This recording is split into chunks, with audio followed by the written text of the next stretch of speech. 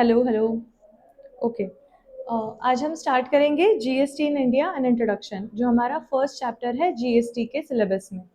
Okay. हम पहले GST खत्म करेंगे और जैसे ही जीएसटी खत्म हो जाए उसको रिवाइज करना स्टार्ट करना है, and then side by side हम इनकम टैक्स पढ़ेंगे। ऐसा क्यों करें उल्टा स्ट्रैटेजी? बिकॉज जीएसटी जो है, जो कंसाइज है, छोटा है, ज़्यादा स्कोरिंग है कंपेयर टू इनकम टैक्स। तो हमें स्ट्रैटेजी हमारा यही रखना है कि हम जीएसटी में ज़्यादा से ज़्यादा नंबर स्कोर करेंगे और इनकम टैक्स हम बाद में उठाएंगे। ठीक है, तो अभी स्टार्ट करते हैं। कल हमने क्या देखा था? कल we talked about taxation system in India, जहाँ पे दो पार्ट में हमारा टैक्स सिस्टम चलता है। एक है आईडीटी, एक है डीटी। आईडीटी मतलब indirect taxes, DT is direct taxes. तो इनडायरेक्ट में this indirect tax forms major chunk of government's revenue. जैसे कि आपको पता है कि जो जीएसटी के कलेक्शन होता है गवर्नमेंट का, कभी कभी न्यूज़ में आते रहता है इतना 8,000 करोड़, 4,000 करोड़ और something in 1 month they earn. Like government को इतना पेमेंट हो जाता है। तो ये जो है ना, गवर्नमेंट का जो रेवेन्यू होता है उसका bigger chunk is in direct tax, and उसके कंपैरिजन में डायरेक्ट टैक्स का थोड़ा कम पैसा उनको आता है। Okay, it is somewhere around 58%। जो इनडायरेक्ट टैक्स का रेवेन्यू है गवर्नमेंट के टोटल रेवेन्यू के अराउंड 58% आता है। ठीक है, अभी कल हमने ये भी डिस्कस किया था कि टैक्स लेवी क्यों होता है। गवर्नमेंट हम पे, छोटे छोटे बच्चों पे टैक्स क्यों लगाता है? ओके, तो बताओ अभी, if you remember, why we are taxed by the government, right? तो ऐसा होता है कि गवर्नमेंट को, जो गवर्नमेंट चलाना है, गवर्नमेंट को रन करने के लिए उनके जो भी उनको एक्सपेंसेस करने हैं ऑन इंफ्रास्ट्रक्चर, सिटीजन्स को इंफ्रास्ट्रक्चर प्रोवाइड करना है, डिफेंस जो हमारा है, डिफेंस फोर्सेस को मेंटेन करना है, कोई वेलफेयर सर्विसेज चलानी है, वेलफेयर स्कीम्स चलाने हैं, तो ये सब चीज़ों के लिए पैसा तो लगता है ना, राइट? कोई भी ऑर्गेनाइजेशन है वो चलाने के लिए पैसा लगता है, राइट? हम बोलते हैं कि finance is the blood of the organisation. तो गवर्नमेंट तो इतना बड़ा ऑर्गेनाइजेशन है, तो गवर्नमेंट के लिए तो कितना बड़ा फाइनेंस लगेगा, राइट? तो ये फाइनेंस वो रेज कहाँ से करेंगे? गवर्नमेंट तो कुछ काम तो करते नहीं है, मतलब they are not employed anywhere. जैसे हम काम करते हैं, पैसे कमाते हैं, गवर्नमेंट कहाँ से पैसे कमाएगा? तो गवर्नमेंट हमसे पैसे कमाता है। वो हमको बोलता है तुम कमा रहे हो ना, उसमें से हम हमेशा शेयर लेंगे, either in the form of direct tax और in the form of indirect tax, right? तो ये जो है हमारा इंडिया का टैक्सेशन सिस्टम है, जहाँ पे पब्लिक एक्सपेंडिचर के लिए गवर्नमेंट टैक्स रेवेन्यू कलेक्ट करता है और वो कलेक्ट करके उसको यूटिलाइज करता है फॉर गवर्नमेंट के जो भी एक्सपेंसेस है, डिफेंस है, वेलफेयर स्कीम्स है, उसके लिए, right? Also this is use as a major of economy control. ठीक है, इकोनॉमी को इन्फ्लुएंस करने के लिए भी ये चीज़ यूज होती है। हाउ? अगर आपने अभी देखा होगा दिवाली के टाइम ना, गवर्नमेंट को स्पेंडिंग बढ़ाना था, थोड़ा मार्केट डाउन डाउन चल रहे थे, तो उनको स्पेंडिंग बढ़ाना था। अगर तुमको टैक्स, तुम्हारे इकोनॉमी में, इकोनॉमिक्स पढ़ा है फाउंडेशन में, राइट? इकोनॉमी में अगर तुम्हें स्पेंडिंग बढ़ाना है, लोगों को बोलना है कि खर्चा करो, तो तुम्हें उनके हाथ में परचेसिंग पावर बढ़ाना पड़ेगा, राइट? उनके हाथ में पैसे देने पड़ेंगे। पैसे देने पड़ेंगे मतलब तुम उनका, अगर तुमने टैक्स कम कर दिया कोई चीज़ों पे, तो ऑटोमेटिकली उनका परचेसिंग पावर बढ़ जाएगा, राइट? अगर कोई चीज़ पहले 100 रुपये में मिल रही थी, टैक्स कम होने के कारण अगर वो 90 में मिल रही है, तो लोग और ज़्यादा खरीदेंगे। तो दैट वे आपकी इकोनॉमी में ज़्यादा से ज़्यादा एक्टिविटीज़ बढ़ेंगी, ज़्यादा से ज़्यादा परचेसेस हो गए, right? So this is what government wanted to do around the time of Diwali. तो उन्होंने सितंबर में एक नया जीएसटी का स्कीम लॉन्च किया था, जीएसटी 2.0 ऐसा रोल आउट हुआ था, इफ़ यू रिमेंबर। उसमें बहुत सारी चीज़ों के उन्होंने टैक्स रेट्स कम किए थे। फिर बहुत तब न्यूज़ में चला था, अरे कार्स को सस्ती हो गई, मोबाइल फ़ोन सस्ते हो गए, और क्या क्या चीज़ें, राइट। मेडिकल इंश्योरेंस पे उन्होंने जीएसटी 0% कर दिया, तो अभी इंश्योरेंस पॉलिसीज़ भी सस्ती हो जाएंगी, राइट। तो ये सब चीज़ें चल रही थी, उसकी वजह से दिवाली के अराउंड बहुत मार्केट में तेज़ी आ गई थी। तो दिस इज़ वन वे जहाँ से, मतलब tax is also a kind of tool that government uses to control the economy. अगर उनको कोई चीज़ को प्रमोट करना है, जैसे ईवीज को प्रमोट कर रहे थे फ्यू ईयर्स अगो, तब उन्होंने क्या क्या किया था, इनकम टैक्स में ईवी अगर तुम परचेस कर रहे हो इलेक्ट्रॉनिक व्हीकल और उसको तुमने लोन पे लिया है, तो आपका जो ईएमआई का इंटरेस्ट होता है, वो इंटरेस्ट को they were allowing as a deduction in income tax. तो ये बेनिफिट के कारण बहुत लोगों ने ईवी का परचेस किया। तो अगर गवर्नमेंट को कोई भी चीज़ इकोनॉमी में प्रमोट करनी है या रिस्ट्रिक्ट करनी है, दोनों वे से दिस कैन वर्क, तो ऐसे गवर्नमेंट यूज़ करता है टैक्सेस का। एंड अदर देन दैट उनका मेन पर्पस तो ये है कि भाई पैसे कमाना है, गवर्नमेंट को पैसा चाहिए, तो कहाँ से आएगा, टैक्स से आएगा। सो दिस इज़ हाउ हमारा टैक्सेशन सिस्टम वर्क करता है। हमने मीनिंग ऑफ टैक्स देखा था कल, देखा था ना। टैक्स क्या होता है, it is a compulsory monetary contribution जो गवर्नमेंट हम पे लेवी करता है एंड हम गवर्नमेंट को पे करते हैं for the benefit of our whole country, right. It is not voluntary payment और डोनेशन, ये बात याद रखना है। दिस इज़ नॉट वॉलेंटरी, अगर मेरा मन किया तो मैं पेमेंट करूंगा वरना मैं नहीं करूंगा, ऐसा नहीं होता है। Tax is mandatory, it's not a voluntary payment.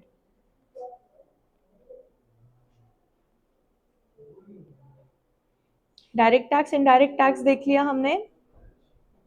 क्या होता है डायरेक्ट टैक्स, करेक्ट, जो टैक्स डायरेक्टली आप टैक्स पेयर के इनकम या उसके वेल्थ पे लेवी करते हो एंड स्ट्रेट उसके पॉकेट से गवर्नमेंट पैसा लेता है, तुम्हारे पॉकेट में हाथ डाल के वहां से पैसे निकाल रहा है, that is direct tax. And indirect taxes, आप पे वो बर्डन आ रहा है, आपको पता नहीं चल रहा है, आपको इनडायरेक्टली पिंच किया जा रहा है, ठीक है। इनडायरेक्ट टैक्स सेलर पे करता है गवर्नमेंट को, डायरेक्ट में क्या होता है, इंडिविजुअल पे करता है गवर्नमेंट को। बट इनडायरेक्ट का इवेंचुअल बर्डन कहाँ किस पे आता है, बर्डन तो कंज्यूमर पे ही आता है,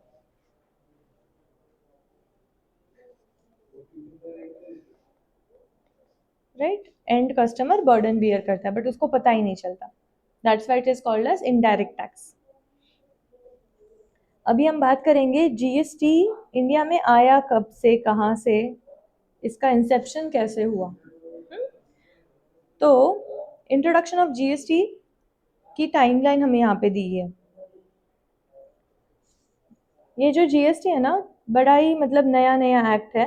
it was introduced on 1 July 2017, okay. तो ये बहुत ही नया है, 2017 में ही जस्ट आया है। India move to unified indirect tax system, merging many of the central and state levies to single GST। हमने कल बात किया था, जीएसटी के पहले कुछ और इनडायरेक्ट टैक्सेस थे, पता है ना, आपने नाम सुने कभी, बताओ। प्रीवियस एरा में, मतलब 2017, 1 जुलाई 2017 के पहले, there used to be a tax called excise, there used to be a tax called VAT, CST, okay, service tax. कौन से नाम सुने इसमें से, बोलो।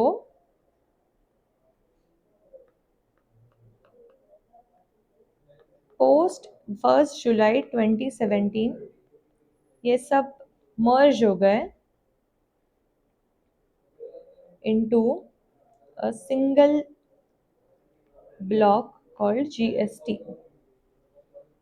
ठीक है, तो ये एक्साइज जो होता था वो मैन्युफैक्चर पे होता था, वैट होता था, सेल ऑफ गुड्स पे होता था, CST inter state sale of goods के लिए होता था, सर्विस टैक्स सर्विसेज पे लेवी होता था। ओके, अभी एक्साइज और वैट बहुत चुनिंदा प्रोडक्ट्स पे होता है एंड ये CST और सर्विस टैक्स तो पूरा ही एबोलिश हो गया। तो ये वेरियस लेवीज जो थे वो सिंगल GST में कंसोलिडेट हो गए from 1 July 2017।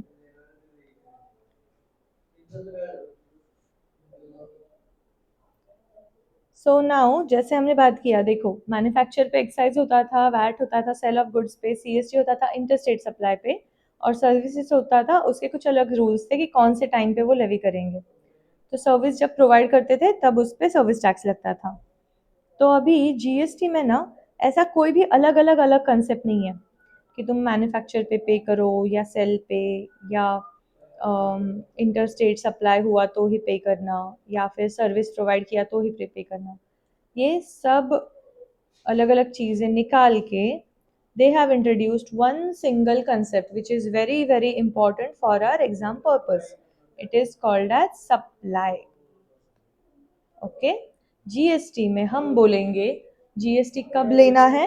Every time supply हो रहा है GST लगेगा, सप्लाई हो रहा है GST लगेगा, not on manufacture, not on sale, not on interstate supply, not on services, it will be levied on supply. तो हमें हमेशा चेक करना है GST अगर आना है नहीं आना है, it will be decided upon कि ये सप्लाई हुआ है नहीं हुआ है, if certain activity is considered to be supply or not। ठीक है,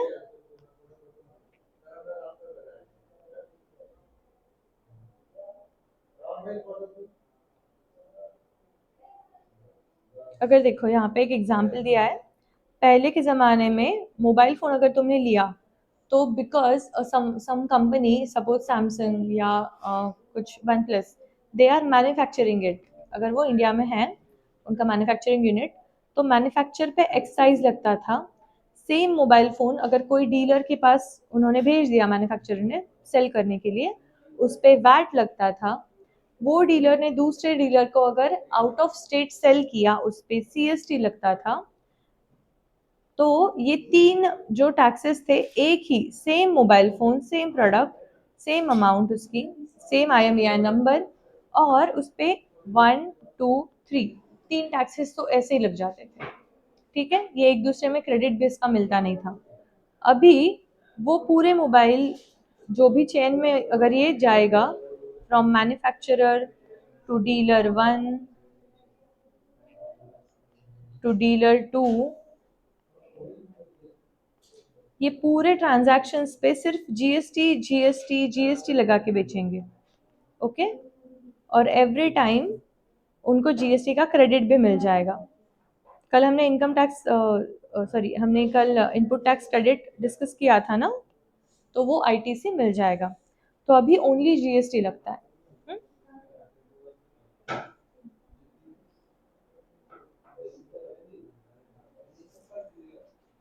अभी GST में हम इंटर लेवल पे कौन से चैप्टर्स देखेंगे? There are some selective chapters, बाकी का जो है फाइनल में है। यहाँ पे हम सप्लाई देखेंगे, चार्ज देखेंगे, exemption, time, value, place of supply, ITC, registration, invoice, debit, credit debit notes, accounts, e-way bill, returns and payments. बाकी जो है जैसे अपील है, ऑडिट है, ये चीज़ें हम देखेंगे इन असेसमेंट भी है, ये सब हम देखेंगे फाइनल लेवल पे, राइट। तो अभी देखते हैं GST इंडिया में आया कब से, कहाँ से, कैसे। तो इन 2000s, इफ़ यू रिमेंबर आपने फाइनल फाउंडेशन में ये पढ़ा होगा, एक कुछ 1990s के ज़माने में LPG हमारे यहाँ पे इंट्रोड्यूस हुआ था, means right liberalisation, privatisation and globalisation. ये एलपीजी इंट्रोड्यूस होने के बाद हमारी इकोनॉमी बहुत अच्छे से ग्रो करने लगी थी। उसके पहले restrictions were there, lot of restrictions for business. अभी इसके बाद एक प्राइवेटाइजेशन का ज़माना आ गया था, इंटरनेट का जो इवोल्यूशन हो रहा था। तो 1990s में बिकॉज हमारे इंडिया में सर्विस सेक्टर बहुत ग्रो किया, तो गवर्नमेंट ने ऐसे सोचा कि क्यों ना हम जो गुड्स पे टैक्स लगाते हैं अलग से और सर्विस पे अलग से लगाते हैं, उसकी वजह से कंप्लायंस बहुत बढ़ रहा है, टैक्स ऑन टैक्स हो रहा है, डबल टैक्सेशन हो रहा है। ये हमने कल पढ़ा था ना, डबल टैक्सेशन, रिमेम्बर? तो ये चीज़ों की वजह से दे थॉट कि क्यों ना हम ऐसा कोई एक टैक्स लाए जो गुड्स पे भी लगे, सर्विस पे भी लगे, एक ही सिंगल टैक्स हो और उसका क्रेडिट हर पूरे सप्लाई चेन में हर एक बंदे को मिलता जाए, राइट? तो ये सोच थी हमारे previous prime minister mister Manmohan Singh. उनका एलपीजी भी जो इंट्रोड्यूस किया था 1990s में, he was then finance minister and then 2000s में he was the prime minister. तो ऐसा स्टार्ट हुआ था कि जीएसटी का हम कुछ जीएसटी बोल के लाएंगे, कैसे करना है क्या करना है तब पता नहीं था। तो एक कमेटी सेटअप हुआ कि हमें इंडिया में कौन सा जीएसटी मॉडल लाना चाहिए, कैसे करना चाहिए, वो सब डिसाइड करने के लिए एक कमेटी बिठाया गया। इन 2004 task force on physical responsibility and budget management, उन्होंने स्ट्रांगली रिकमेंड किया कि एक फुल्ली इंटीग्रेटेड नेशनल जीएसटी हमें लाना चाहिए। ऐसा नहीं कि हम सिर्फ गुड्स पे लगाएंगे या फिर थोड़ी बहुत सर्विसेज को इंक्लूड करेंगे थोड़े बहुत स्टेट्स में। उन्होंने बोला कि we will be we what India needs right now is one fully integrated national GST regime. ठीक है, तो ये बात हुई 2004 में। उसके और 2 साल बाद फाइनेंस मिनिस्टर थे पी चिदम्बरम साहब, तो उन्होंने बोला कि हम तो जीएसटी ला रहे हैं, अभी अभी हम लाएंगे। बहुत बातें हो गई 2000 से स्टार्ट करके अभी 2006 तक, बहुत साल बीत गए, अभी हम डायरेक्टली इम्प्लीमेंट करेंगे। इम्प्लीमेंटेशन का डेट दिया उन्होंने 1 अप्रैल 2010। ओके, बट जैसे कि आपको पता है, कल हमने डिस्कस किया था, जीएसटी के आने के वजह से स्टेट्स का जो है बहुत नुकसान हुआ। उनके जो टैक्स का हक था वो बहुत, उनको लग रहा था कि हमारा रेवेन्यू कम होगा, हमारा हक छीन रहा है, राइट? तो व्हाट स्टेट्स डिड, उन्होंने इसमें थोड़ा डिले किया, like not everyone was agreeing. Finally in 2014 some momentum थोड़ा उसको मिला है जीएसटी को, एंड एक constitution 122 amendment bill 2014 was introduced in parliament. Okay, अभी आप लॉ पढ़े हो, इफ़ यू नो, पहले कोई भी चीज़, कोई भी एक्ट का बिल बनता है, अगर वो पास हुआ in both houses of parliament, then he उसको हम एक्ट बोलते हैं। उसका प्रेसिडेंट का असेंट इसको मिलेगा और फिर वो एक्ट बन जाएगा। तो हमें कॉन्स्टिट्यूशन में अमेंडमेंट करने पड़े because there were there are three lists in constitution, right? State list, center list and concurrent. State का, यूनियन का और कॉन्करेंट, ऐसा 3 लिस्ट है। तो वो तीनों लिस्ट में अलग अलग पावर्स थे कि कौन सी चीज़ों पे स्टेट टैक्स लगा सकता है, सेंटर लगा सकता है और दोनों भी साथ में मिलकर लगा सकते हैं। तो ये वजह से बहुत वहाँ पे दिक्कत हो रही थी कि कोई कोई चीज़ें सिर्फ स्टेट लिस्ट में ही शामिल थी। तो अगर जीएसटी लाना है तो centre should also have the right to tax those goods और सर्विसेज। तो that's why we had to introduce this amendment bill, constitution amendment bill. ठीक है, बट दिस बिल जब ये पास हुआ, फाइनली उसको प्रेसिडेंट का असेंट मिला ऑन 8 सितंबर 2016, तो ये बना कॉन्स्टिट्यूशन 101 अमेंडमेंट एक्ट 2016। ओके, अभी एक लॉजिक से बताओ, बिल का नाम था कॉन्स्टिट्यूशन 122 अमेंडमेंट बिल, एक्ट बनते वक्त ये बना 101 अमेंडमेंट एक्ट। वाई? क्योंकि बिल तो हम बहुत सारे इंट्रोड्यूस कर सकते हैं, तो बिल का अमेंडमेंट, कॉन्स्टिट्यूशन के अमेंडमेंट बिल का ये नंबर था फॉर बिल्स, बिकॉज इतने 122 बिल्स इंट्रोड्यूस हुए थे, बट पास सिर्फ तब तक 100 ही हुए थे। तो उसके बाद जो 101 वाला पास हुआ, तो उसको हमने 101 अमेंडमेंट एक्ट बना दिया। ठीक है, अभी ये टाइमलाइन एक बार देख लो। जीएसटी पास होने के बाद 27 March 2017 GST bill was introduced in Lok Sabha,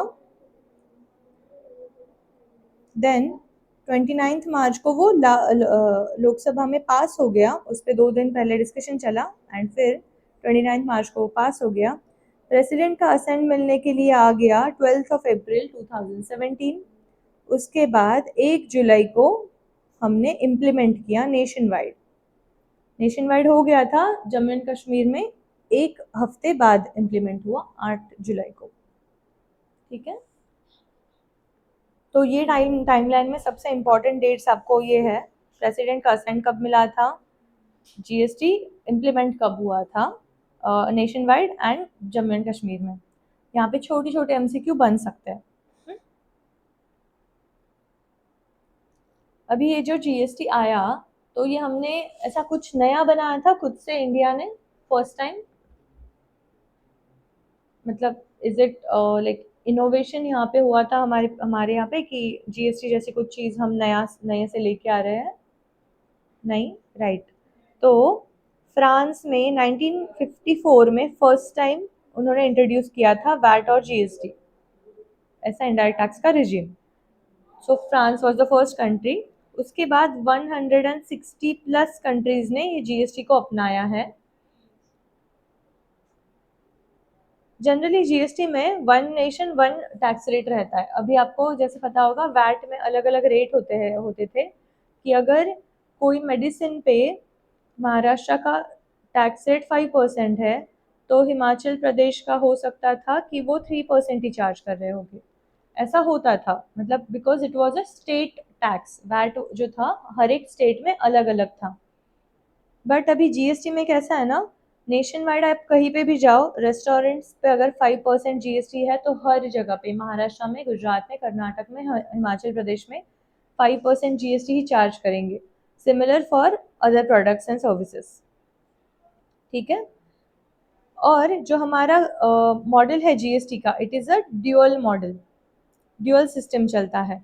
मतलब जो जीएसटी है उसका पैसा मिल बांट के स्टेट और सेंटर दोनों भी खाते हैं। ठीक है, 50-50 ऐसा उनका शेयर होता है। तो जनरली जो जहाँ पे फेडरल स्ट्रक्चर की गवर्नमेंट्स होती है, वहाँ पे वो ड्यूअल मॉडल ही प्रेफर करते हैं। तो हमारे जैसा किसके पास है, ब्राज़ील एंड कनाडा, वो भी ड्यूअल मॉडल हमारे जैसे फॉलो करते हैं। It means both center and states have right to share the tax on the tax the same supply. Example यहाँ पे क्या दिया है, a cell within Maharashtra attracts CGST plus SGST. A cell from Maharashtra to Gujarat attracts IGST. अभी कल हमने देखा था what is CGST, what is SGST, what is IGST, बोलो।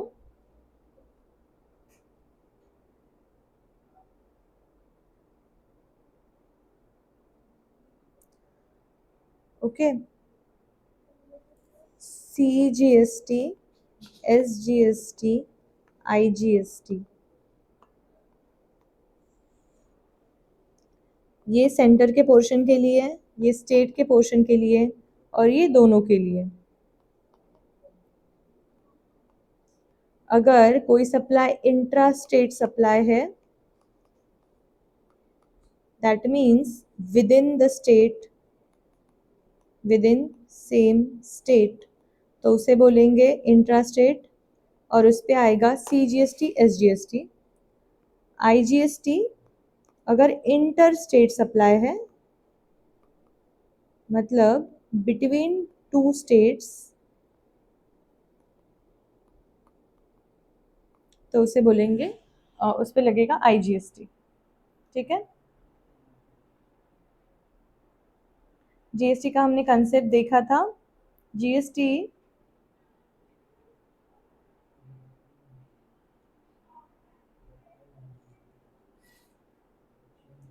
ठीक है, GST जो लगता है वो हमेशा वैल्यू एडिशन में लगता है। It is a value added tax. ठीक है, इसका मीनिंग देखते हैं हम, एक बार ये पढ़ लेते हैं। GST applies every time goods or services move along the supply chain from manufacturer to consumer, but only on the value added at each stage. GST allows for continuous chain of tax credits from producer or service provider up to the retailer or consumer level, ensuring that only value added is taxed. Supplier at each stage can claim input tax credit for GST paid on his purchases and set it off against GST payable on his outward supplies.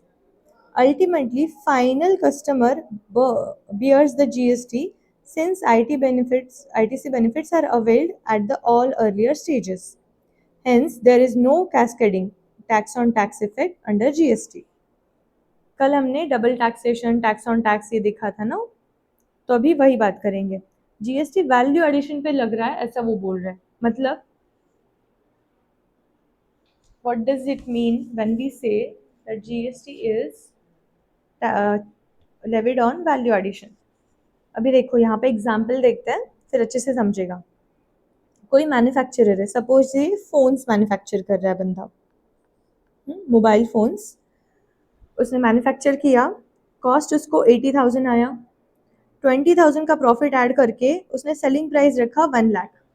Okay, 1 lakh में he is selling to this distributor. तो 1 लाख का ये bill बनाएगा, इस पे वो GST add करेगा 18%, that means 18,000। Okay, 18,000 का GST ये गवर्नमेंट को पे करेगा। उसको इनपुट टैक्स क्रेडिट यहाँ पे अभी नील लिख लो, because this is the first transaction in the chain. और गवर्नमेंट को इसने पे कर दिया 18,000। ओके, गवर्नमेंट के वॉलेट में for this particular phone, for this particular mobile phone, government के वॉलेट में आ गए 18,000 रुपये। ठीक है, अब ये फोन गया डिस्ट्रीब्यूटर के पास। डिस्ट्रीब्यूटर को कॉस्ट पड़ा था 1 लाख रुपया, उसने प्रॉफिट ऐड किया उसका 11,200। 1,11,200 में रिटेलर को बेचा। रिटेलर को बेचते टाइम उसने उस 1,11,200 पे GST लगाया, विच केम टू 20,016। तो अभी इसका बारी आ गया गवर्नमेंट को पे करने का। ये 20,016 गवर्नमेंट ने मांगा कि भाई तू फोन बेच रहा है ना, मैंने सुना तूने फोन बेचा, उसका GST दे दे। तो तब ये डिस्ट्रीब्यूटर जो है ना, वो गवर्नमेंट को बोलेगा कि सेम फोन है, ये जो मेरा एक्स फोन है, ये सेम फोन के लिए मेरे मैन्युफैक्चरर ने तुझे 18,000 ऑलरेडी दिए थे, अभी तू मुझसे मांग रहा है 20,000, राइट? तो ये 20,016 माइनस 18,000, मैं तेरे को सिर्फ 2016 पे करूंगा। Why? Because for this particular phone, for this particular supply, government के पास ऑलरेडी 18,000 पहुंच चुके हैं। ठीक है, तो जस्ट जो बैलेंस पेमेंट है 2016, that he will be paying. अभी ये बात होने के बाद डिस्ट्रीब्यूटर ने सेल कर दिया रिटेलर को, ये फोन चला गया फोन एक्स रिटेलर के पास, उसको कॉस्ट पड़ा इतना 111,200, उसने खुद का प्रॉफिट ऐड किया, इट केम डाउन टू 135,840। फिर ये रिटेलर ने कंज्यूमर को बेचा, वो बिल बना रहा था तो गवर्नमेंट आ गया, बोला मैंने सुना है तू बेच रहा है फोन, मेरे को पैसे दे। 18% से 24,451 बनता है, तो मुझे तो पैसे चाहिए। तो रिटेलर भी होशियार था, उसको पता था इनपुट टैक्स रेट क्या होता है, तो उसने गवर्नमेंट को बोला ये 24,451 फॉर दिस फोन एक्स तुम्हारे पास ये फ़ोन के लिए ऑलरेडी 18,000 प्लस 2016 इतने पैसे आ चुके हैं तुम्हारे वॉलेट में। इतना टोटल अमाउंट मतलब 20016 ये पड़ा हुआ है। तो मैं इतना पूरा तो 24,000 नहीं देने वाला, ये माइनस करके जो बैलेंस आ रहा है 4,435 इतना ही मैं तुम्हें दूंगा। ओके, फिर इतना देकर गवर्नमेंट को भगा दिया। तो अभी मुझे बताओ, ये जो आईटीसी वर्क कर रहा है, ये input tax credit every time हर चेन में, पिछले वाले बंदे ने जो पे किया था जीएसटी, वो अगले वाले बंदे को क्रेडिट मिल रहा है। How is it working? It's working like हमारे जो मिंत्रा फ्लिपकार्ट के रिवॉर्ड पॉइंट्स होते हैं ना, वैसे it's working. So this is basically the whole concept of ITC. अभी इससे इंश्योर क्या होता है कि जो भी हमारा जीएसटी लगता है it is only on the value addition. Okay,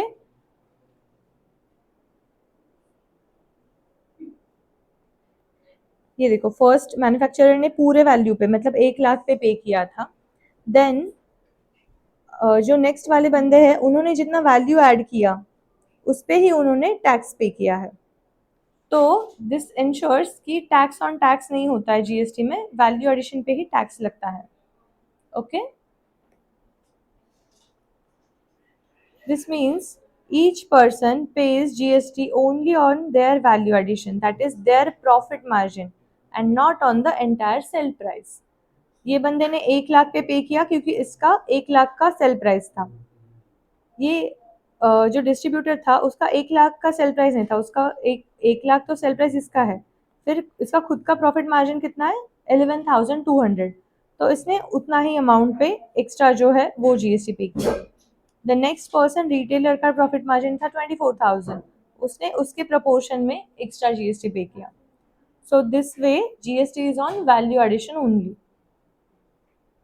Manufacturer pays GST on raw materials, wholesaler pays on margin and retailer pays on retail profit. Okay?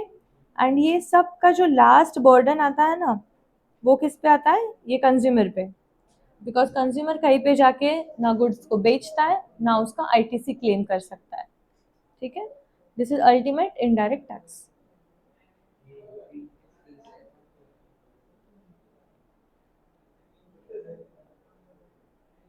ये हमने कल पढ़ लिया था, why there was need of GST in India. एक बार revise कर लेते हैं। अर्लियर हमारे यहाँ पे थोड़ा फ्रैगमेंटेड स्ट्रक्चर था, जैसे service tax, state VAT, CST, entry tax, excise, अलग अलग टैक्सेस थे। और एक्साइज में ना सनवैट क्रेडिट बोल के एक कंसेप्ट था, जो हमने आईटीसी देखा ना वैसे क्रेडिट मिलता था, but it was limited to excise only. फिर वैट में जाके वो अगेन टैक्स ऑन टैक्स का इफेक्ट आता था, बिकॉज ये सब जो एक्ट्स थे ना ये आइसोलेशन में चलते थे। एक्साइज का एक अलग डिपार्टमेंट, अलग रिटर्न्स, अलग वेबसाइट, अलग रिकॉर्ड्स।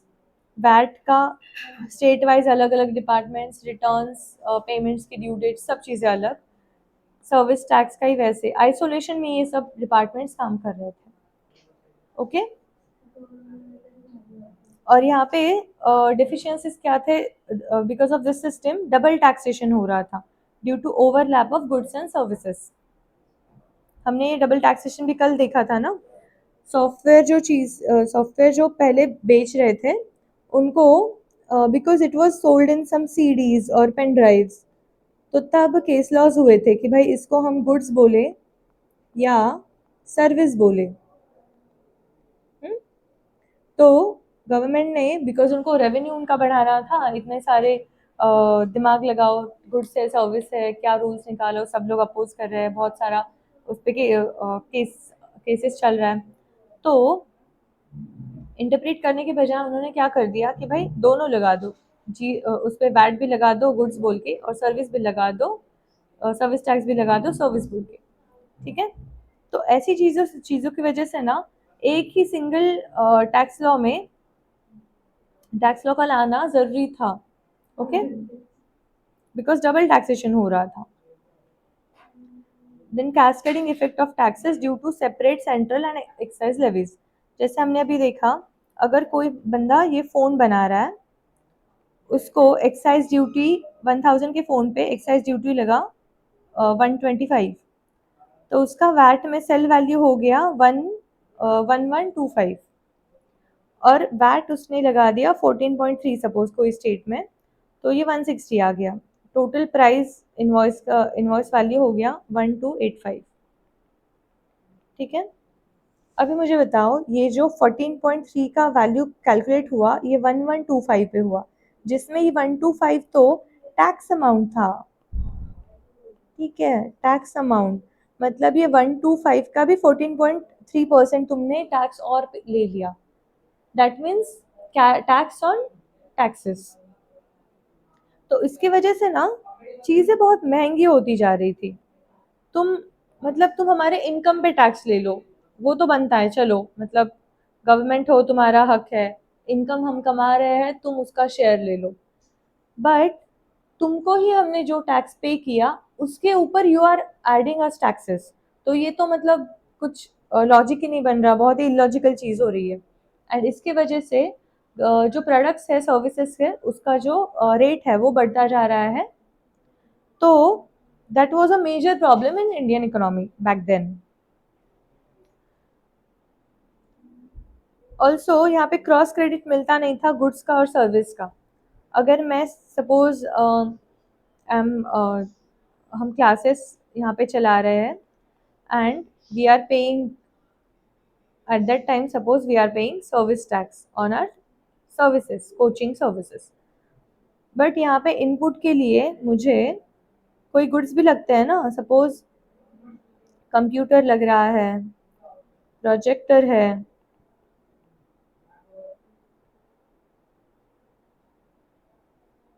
यहाँ पे आईपैड है, कैमरा है, ये सब जो गुड्स ले रही हूँ, यहाँ पे मैं वैट पे करती थी in that time, olden times. तो वहाँ पे मैं वैट पे कर रही हूँ, और इनपुट परचेस करने जा रही हूँ तब मुझे वैट पे करना पड़ रहा है, और जब मैं सर्विस दे रही हूँ तब मुझे सर्विस टैक्स का लेवी आ रहा है, और ये दोनों तरफ से, यहाँ पे भी टैक्स जा रहा है, यहाँ पे भी टैक्स जा रहा है, और मुझे इसका इनपुट भी नहीं मिलेगा इसके against, because I am paying on, input is on goods और बेच रही हूँ मैं सर्विस, राइट। तो ये चेन में ना मुझे दोनों तरफ से टैक्स जा रहा है मेरा, तो अगेन इट वाज गेटिंग कि मेरा जो प्राइजेस है वो इन्फ्लेट हो जाएंगे। Cenvat applied to goods while service tax applied to services, but input credit across these was not allowed. This broke the credit chain, increasing the effective tax burden. Manufacturer अगर service tax pay कर रहा है on advertisement, he could not use it to pay his excise duty on goods. वैसे allowed होना चाहिए था ना, जैसे हम अभी आईटीसी का हमने कंसेप्ट देखा, तो यहाँ पे पूरे चेन में जीएसटी का क्रेडिट पास ऑन हो रहा है ना, वो होना चाहिए था। एज अ जैसे हम मिंत्रा का हमारा रिवॉर्ड होता है, फ्लिपकार्ट का रिवॉर्ड होता है कि नेक्स्ट परचेज पे, नेक्स्ट ऑर्डर पे तुम वो कैशबैक तुम्हारा यूज कर सकते हो, बट ये वाला चीज ना जीएसटी में पहले नहीं था। That was the backdrop of the old system, GST में नहीं, सॉरी आईडीटी में, वैट सीएसटी तब के टाइम वो नहीं था। Also, one more problem was there, multiple state level levies were not integrated. मतलब स्टेट में अलग अलग चीज़ें चलती थी, not only VAT, luxury tax, entertainment tax, entry tax, purchase tax, ऐसे अलग अलग इनडायरेक्ट टैक्सेस लग रहे थे। और जैसे कि हमने बात किया, उसके अलग अलग कंप्लायंस होते थे कि फॉर्म्स अलग, पेमेंट की ड्यू डेट्स अलग, पेमेंट कहाँ पे करेंगे, वेबसाइट्स अलग, सब चीज़ें डिपार्टमेंट्स अलग, तो कंप्लायंस कॉस्ट बहुत बहुत बहुत ज़्यादा थी। Okay, non-vatable CST was one more problem.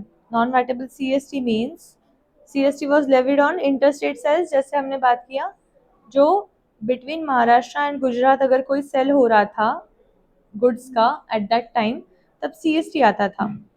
But यहाँ पे सीएसटी पे करने के बाद भी उसका एक स्टेट ने ले लिया ना, सपोज मैंने महाराष्ट्र से गुड्स गुजरात में भेजे, महाराष्ट्र ने मेरा सीएसटी कलेक्ट कर लिया, बट गुजरात को वो मिला नहीं, गुजरात से मैंने बाहर बेच रही हूँ, तो उसका मैं क्रेडिट मुझे गुजरात नहीं देता था।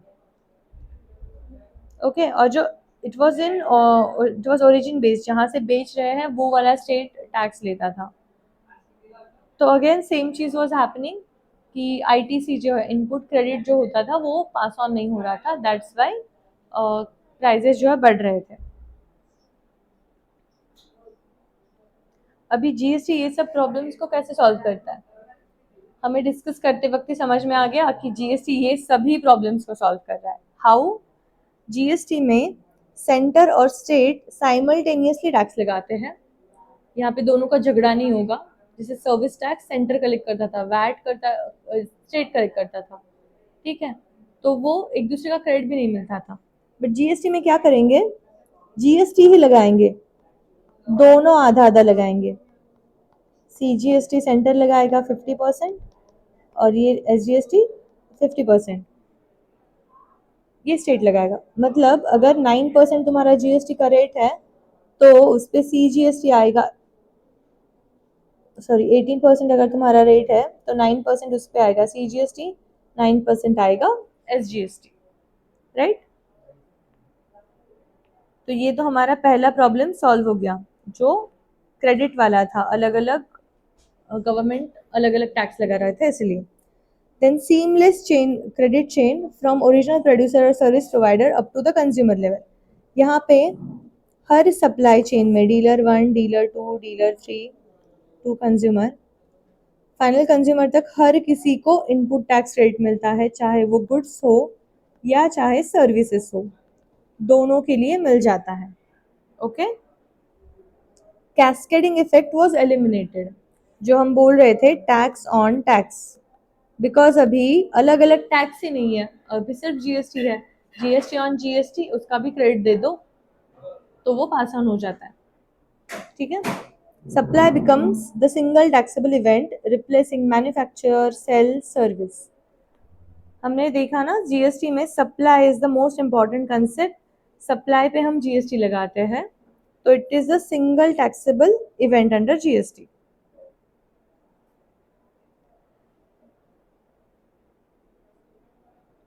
तो ये हो गए कि हमारे जो अर्लियर रिजिम के क्या क्या प्रॉब्लम्स है वो हमने डिस्कस किए, एंड देन उसको सॉल्व कैसे कर रहा है जीएसटी वो भी डिस्कस किया। अभी जीएसटी इन इंडिया का फ्रेमवर्क क्या है हमारा, हम ड्यूअल जीएसटी मॉडल फॉलो करते हैं ड्यू टू हमारा जो फेडरल स्ट्रक्चर है।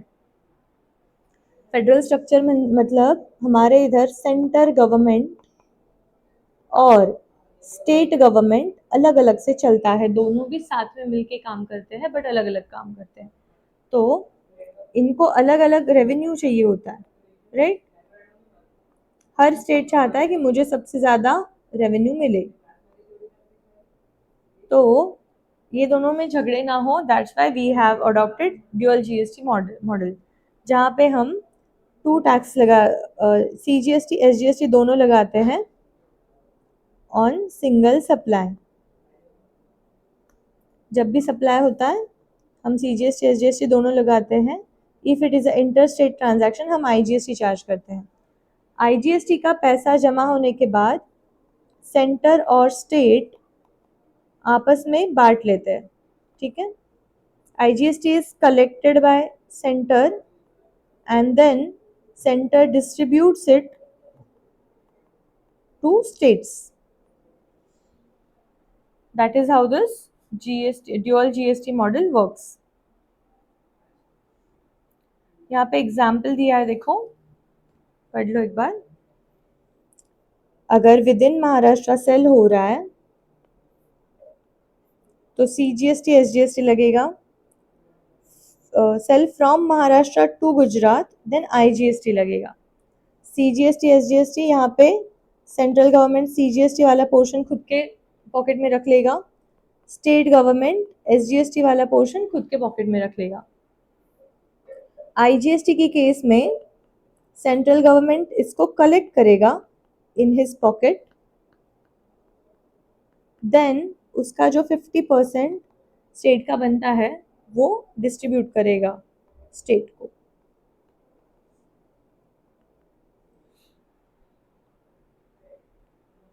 ठीक है,